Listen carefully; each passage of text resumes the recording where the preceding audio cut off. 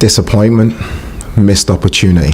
I think they're the two main things, and not just from the game yesterday afternoon. I think from the last 3 games we've now had. I think the performances in terms of tactically, technically, how we set up the game, how the players performed in between both boxes, very good. But in the moments that mattered, we haven't taken advantage of the moments. And for me, we should have 4 more points from the 2 games before, and definitely at least a point from our performance, barring those moments. We talked, I know, a lot post-match about discipline. We can guess what's happening. You can have an idea. What are the players saying to you about it? It needs to improve. It needs to improve. Who's going to take that responsibility? Does that almost have to come from them when you go back and look at some of them? Yeah, my job is to create a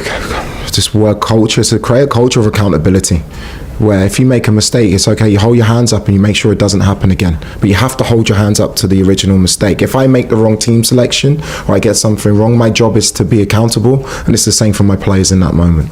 Because I don't know whether you've seen the other clip of Netta getting his first yellow, and he goes on and he goes on, and Reece James tries to move him away, and he carries on and he carries on. So in that moment, who has to have a word with him? Who has to say, why are you doing that? Yeah, you need teammates to help you, but it comes down to yourself as well. Look, Pedro's apologised to the group. We miss him for Wednesday. I just need to see an improvement in the behaviour now. And it's not just Pedro. We've had bookings, people speaking about dissent. We've had needless bookings in terms of fouls. If we are to improve and get to where we want to be, we have to make a conscious step now to make sure it doesn't happen again. One more in discipline. It won't be the last of the press conference, so it's all good, absolutely fine. Because you mentioned dissent, and you look at the players that have got yellow cards for dissent, and since August 2023, Enzo Fernandez has got 12 yellows. He's your vice captain. Okay, so if your vice captain is getting booked for dissent all the time, what message does that send out to the rest of the side? And do you have to maybe think about him as a vice captain with him? Never. Enzo's a top leader, not even entered my mind. Leaders keep getting booked though. Yeah, I feel there's something that needs to improve, and yes, we're a young team. It's not an excuse. We have an outstanding team. They're young. We are one of the youngest in the league, one of the youngest in Europe. The beautiful thing about having a young team is sometimes you need to go through experiences to improve. This is a massive learning experience for my group. I do not want it to be a learning experience where we fail in what we want to achieve, but these setbacks that we are having, we have to learn from, because if we do learn from them, we've proven, even in my short time here, that we can be an elite team for a long time. Yeah, that's just finally for me, and I know that it's sort of sounding quite negative, but I just wanted to pick up on something else we spoke about last night in terms of Sanchez and his performance again yesterday. And you sat there and talked about not wanting to make players do what they're not comfortable doing. Is he becoming more comfortable doing what he's doing? Because watching him yesterday, there was that sense of the crowd on his back. He feels quite nervous. He looks quite nervous. And how is his confidence in him performing in the way that you want him to perform in the system that you're trying to impose on your team? I think each player adds to the overall picture and the functionality of your team, right? So, yes, the first few minutes we had a few nervy spells. The fact that we played out from the back affected Chelsea's press and gave us space in the areas that we wanted to have those spaces. I think that's just as clear. So I don't want to single out players and say what they can or can't improve. It's about the functionality of the team. I don't think anyone can say in the moment, other than the 2 set play moments, my team did not function well in the game. Away at, by the way, the league leaders, top of the Champions League. We functioned in a very good way for a lot of the game. The reason we lost the game is we didn't take care of the moments. Nothing to do with Rob's build, nothing to do with the way that we played. We have to manage those moments to win games of football.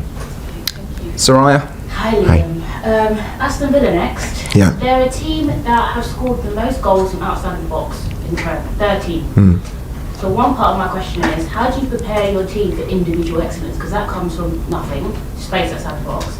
And secondly, last night we saw Caicedo against Arsenal, left foot, take a shot from far. You have Caicedo, Reece, Enzo, Palmer, these players that can score from far. Is this an instruction that you want them in these tight games to take a shot from far? Yeah, well, you would never tell Moy Caicedo or Enzo or Reece or Cole or Pedro, you would never tell them not to take a shot if they didn't think it was the right decision in that moment.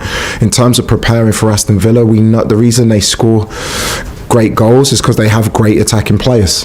We show individual clips to our players. Our players know the strengths and weaknesses of each individual we're up against. It's going to be a very difficult game. They're very clinical in terms of the XG that they create, in terms of the values of the goals that they score.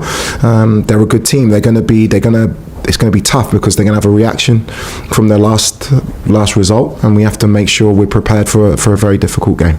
Well, after last night's game, 17.6% of the goals scored in the Premier League this season have come from corners, which is the highest in history.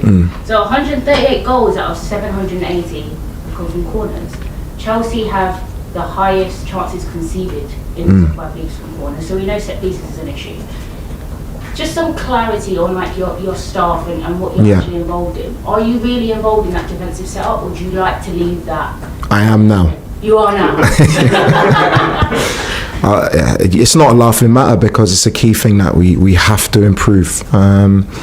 Every manager has a different idea about the way you attack and defend set plays. I will always be honest, I've taken more responsibility in the last week because I know it's something that needs to improve. Bernardo has proven what a fantastic set piece coach he is in terms of our offensive output, is amongst the best in the league.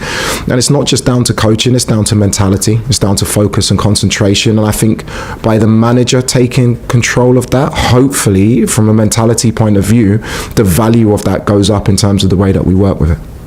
And lastly, you said previously, I know we need to win in the short term, but we also need to build for the long term. 100%. You've gone toe to toe with the league leaders. All of these dropped points are games you could have won. It's not like you've won before. So is this style of football the true identity to how you want to play, or is it match by match? This is what we're dealing with right now. Is there still things that are true to you? No, I think you always adapt. No matter what your identity is, you adapt it for each game. I agree with you. I think if we're being rounded in our opinion of the games, I can't think of one game since I've taken over where you come away and say, didn't deserve to win that. Even West Ham, when we're 2-0 down, we deserve to win the game. What we haven't done is taken advantage of moments, and for a coach that can be really frustrating, but you also have to have an understanding it's part of the process. It's part of the process for me to learn about the players, which I've said before. What I have learned, the biggest thing is that these players are more than capable to perform the identity that I want to play with, but that takes months. What we have to do is win in the short term, but also with an eye of being consistently elite in the long term. Thanks, Ryan. Ian? Hi Liam, how are you? Very good. You said before discipline needs to improve. You need to see an improvement in that. Players need to be better behaved. I mean, there's 7 red cards, and I think most of the teams probably rather have 1 or none this season. What does improvement look like in terms of what can you actually do? Because these are grown men. You can't send them to bed without their favourite teddy. You can't deny them watching TV. How can you use a stick to get them to? Sometimes it's not a stick, it's showing what the value of not having a red card is. If you look at our stats, when we have 11 men on the pitch, before my job here and after my job here, our percentage chance of winning goes through the roof. So that needs to be motivation in itself to make sure we stay disciplined in key moments. I think reacting to setbacks, and sometimes a setback is giving the ball away, sometimes setback is a referee making a decision you disagree with. In that moment you have to react positively, and then you have to think of the next thing, and they're the things that we have to go after in order for our discipline to improve. The discipline has been a problem here, like you say, before you even arrived. So clearly these players have been told about it. You think they've been told about it. It maybe isn't sinking into them. Yeah, for sure. I don't know how you want me to answer that. It's more of a statement than a question. Okay. How do you talk about results, but how do you get this to sink in with them? How do you get the pennies to drop? Well, I think the first thing, you pick players who actually who are showing that improvement. I can't afford to go through a season every 2 games or every 3 games with a red card. It's not possible. So I need to see improvement in that, and I need to adjust my team selection based on who's showing those capabilities. Last one, Arnold Slot today has been talking about goals scored from set pieces and corners. Liverpool have improved on it. You're good at scoring on them, not so good on defending them. But it's more about how aesthetically pleasing that looks, the beautiful game. Are we losing something regarding football and how great it looks because so many goals are now being scored from corners and set pieces and long throws? think that is the beauty of football. You can do it in so many different ways. There's no right or wrong way to play football for me.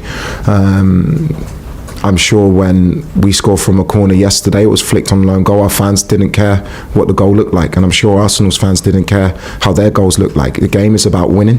What I would say is about corners, I do think there needs to be a review at the end of the season in terms of the way teams are affecting the goalkeepers, the way teams are holding on defensive set plays, because I think that is something that gives an unfair advantage to certain teams.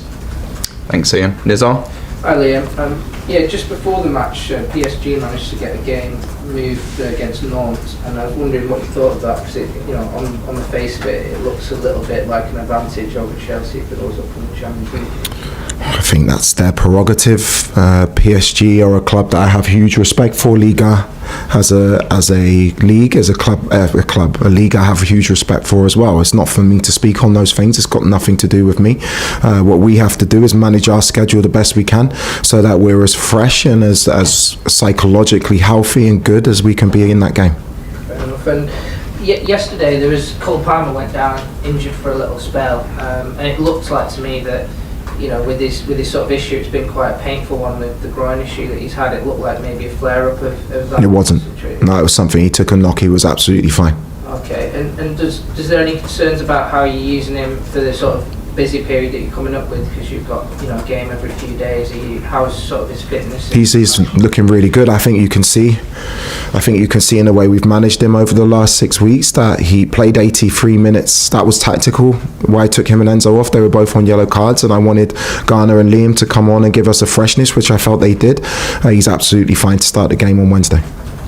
Thanks, Nizar, and we'll finish this section with Simon. And then just following up, really, sort of team news just generally, is there anyone back or any updates? No, getting closer. Cuckoo's looking really good. Hopefully we can get him back involved, if not for Wednesday, for Saturday for sure, which is great with the schedule we've got coming up.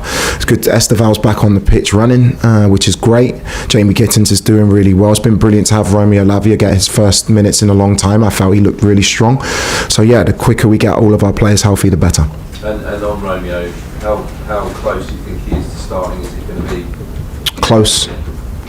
I want to manage him. We managed him in a different way in terms of his rehab, and hopefully once he's back fit, which he is now, he stays fit. And is Reece good to go again? Yeah, absolutely fine.